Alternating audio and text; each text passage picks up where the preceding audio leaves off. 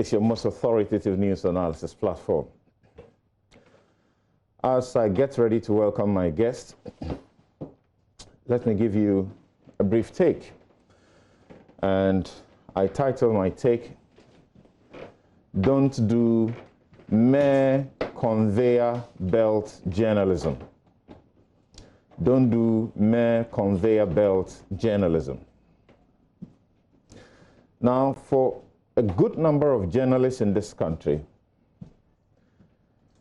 they seem to forget or don't get that training that the fact that someone else is supplying you information, whether or not that information is in a certain document, whether official or not,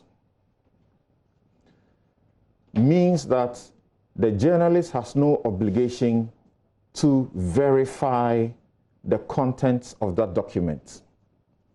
So we are caught up in a time where we do a lot more of conveyor belt journalism.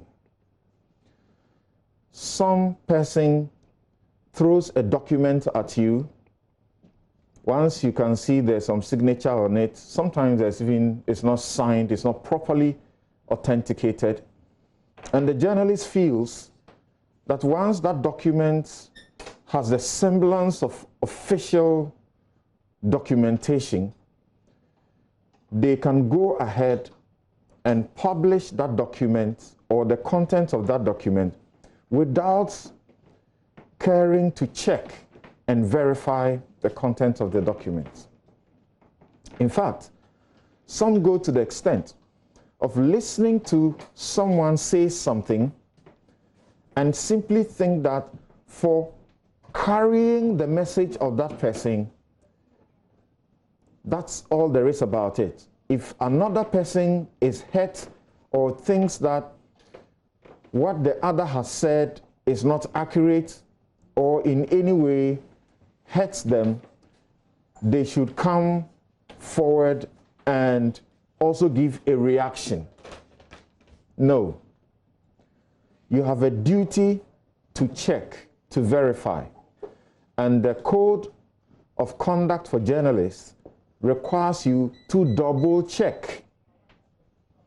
The code says where using straightforward means to procure that information becomes difficult, then you can use not straightforward means, including subterfuge, to procure the documentation. The conveyor belt journalism can be very costly to yourself, to your integrity, and to the organization you work for financially and its integrity. Give you an example. Kweku Baku just won a victory in the court on defamation. He decided to sue the person who spoke. Guess what? He had the right to sue the media platforms on which the utterances were made. It was his election. He elected his victims. You choose your victims as you find them. He elected the victims. So he decided to sue only Canada, Japan, and not the Sempa and Adom and Net2, Net3 platforms, the Net2 TVs that carried that message and did the publication. Here is my point. Let us be extremely careful in simply carrying information just because we trust the person who is giving it, or we have seen some document. We have the duty to double check.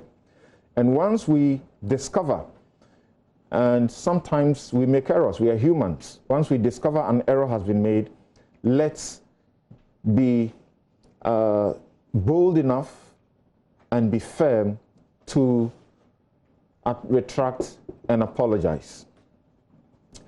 And for those of you who read the article this week from two media platforms that suggested that some judges, a good number of the judges, including Supreme Court and Court of Appeal, had been taken to the charge for not declaring their assets.